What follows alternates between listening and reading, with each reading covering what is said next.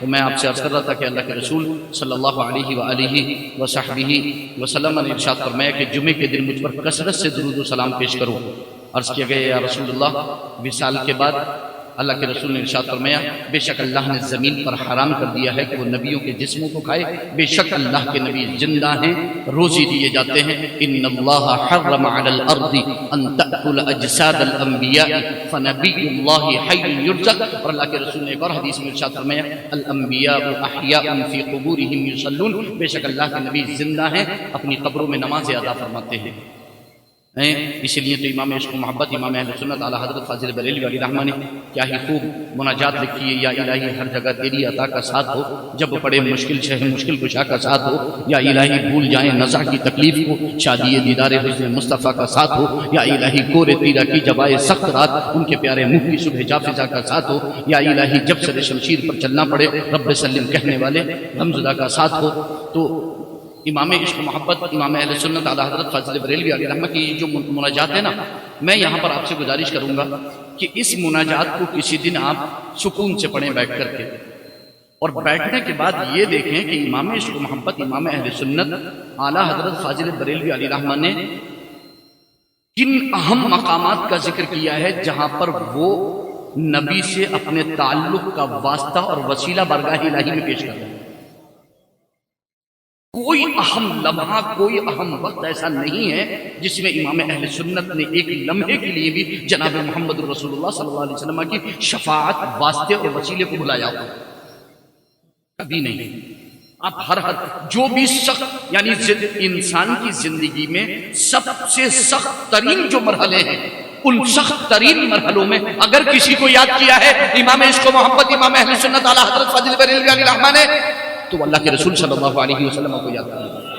اور کیوں نہ یاد کریں کہ سب سے بڑے دن میں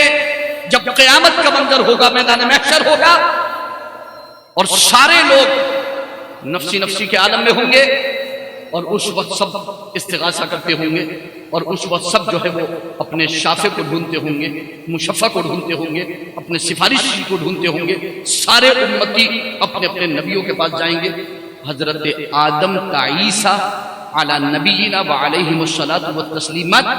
جب سارے نبیوں کے پاس جائیں گے، ہر نبی سے ان کے مقام پر ملیں گے، گزارش کریں گے اے آدم آپ صفی اللہ ہیں، اے نوح آپ نجی اللہ ہیں، اے ابراہیم آپ خلیل اللہ ہیں، اے اسماعیل آپ ذبیح اللہ ہیں، اے موسیٰ آپ کلیم اللہ ہیں، اے عیسیٰ آپ روح اللہ ہیں، آپ ہماری شفاعت کیجئے، آپ ہماری سفارش کیجئے۔ سب آج جو لوگ یہ کہتے ہیں کہ استغاثہ شرک ہے، استغاثہ وہ بخاری شریف کی حدیث اٹھا کر کے دیکھیں، بخاری شریف کی حدیث کہتی ہے استغاثوا بآدم ثم بموسیٰ ثم بمحمد، سب استغاثہ کریں گے، کبھی آدم سے، کبھی موسیٰ سے، کبھی عیسیٰ سے، کبھی ابراہیم سے، کبھی اسماعیل سے، کبھی نوح سے، سب سے استغاثہ کریں گے۔ آخر میں آ کر کے وہ استغاثہ کریں گے جناب محمد الرسول اللہ صلی اللہ علیہ وسلم سے، اور ایک ہی بات کہیں گے اغثنا یا رسول اللہ، اغثنا یا رسول اللہ، اغثنی یا رسول اللہ۔ اللہ کے رسول صلی اللہ علیہ وسلم بھی اس وقت یہ نہیں فرمائیں گے جاؤ یہاں سے اللہ کی بارگاہ میں جاؤ، آج کوئی کام نہیں آنے والا، کوئی وسیلہ نہیں، کوئی شافع نہیں، کوئی مشفع نہیں، کوئی دوست نہیں، کوئی تمہارے کام آنے والا نہیں، ایسا نہیں فرمائیں گے اللہ کے رسول صلی اللہ علیہ وسلم، بلکہ اللہ کے رسول صلی اللہ علیہ وسلم شفاعت بالمحبت بھی فرمائیں گے اور شفاعت بالوجاہت بھی فرمائیں گے، اور اللہ کے رسول صلی اللہ علیہ وسلم اپنا دامن شفاعت پھیلا کر کے ارشاد فرمائیں گے انا لہا انا لہا انا لہا، آ جاؤ میرے دامن شفاعت میں، آ جاؤ میرے دامن شفاعت میں، جس کی منظر کشائی کرتے ہوئے علامہ حسن رضا خان بریلوی علیہ رحمۃ رضوان نے کیا ہی پیارے انداز میں ارشاد فرمایا ہے، کہیں گے اور نبی اذهبوا الى غیری، میرے حضور کے لب پر انا لہا ہوگا، عزیز بچے کو جس طرح ماں تلاش کرے، خدا گواہ یہی حال آپ کا ہوگا، کوئی کہے گا دہائی ہے یا رسول اللہ تو کوئی تھام کے دامن مچل گیا ہوگا، کسی کو لے کے چلیں گے فرشتے سوئے جہیم، وہ ان کا راستہ پھر پھر کے دیکھتا ہوگا، وہ ان کا راستہ پھر پھر کے دیکھتا ہوگا۔ اگر بخاری شریف کی سب سے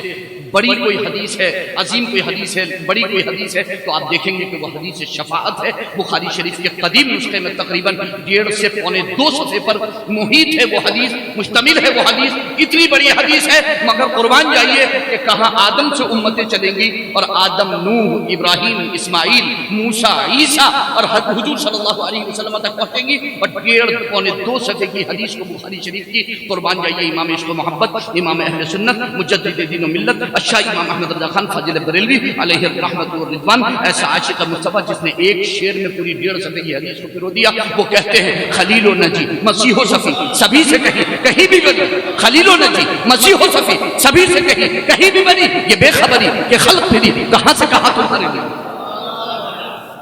یہ بے خبری کہ خلق پھری کہاں سے کہاں تمہارے لیے۔ اب دیکھیے امام عشق و محبت، امام اہل سنت کا عشق دیکھیے کہ وہ رخصت ہو رہے تو یہ کہتے ہوئے لحد میں عشق رخ شہ کا داغ لے کے چلے، اندھیری رات سنی تھی چراغ لے کے چلے۔ امام عشق و محبت، امام اہل سنت اعلیٰ حضرت فاضل بریلوی علیہ الرحمہ کا انداز ہی نرالا ہے۔ عوام اہل سنت تو صرف حدائق بخشش پڑھنے خدا کی قسم تو ان کے دلوں میں سلطنت مصطفیٰ کا سکہ قائم ہو جائے۔ امام اہل سنت اعلیٰ حضرت فاضل بریلوی علیہ الرحمہ نے